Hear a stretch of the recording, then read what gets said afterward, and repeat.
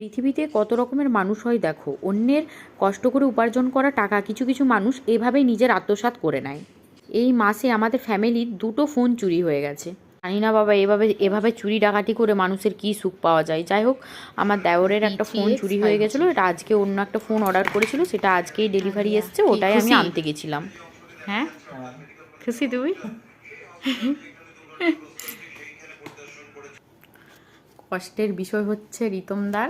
আগে বলি কষ্টের বিষয়ে, রিতমদা টিউশন পড়িয়ে আসছিল রাত ওই 9টা 20-র দিকে।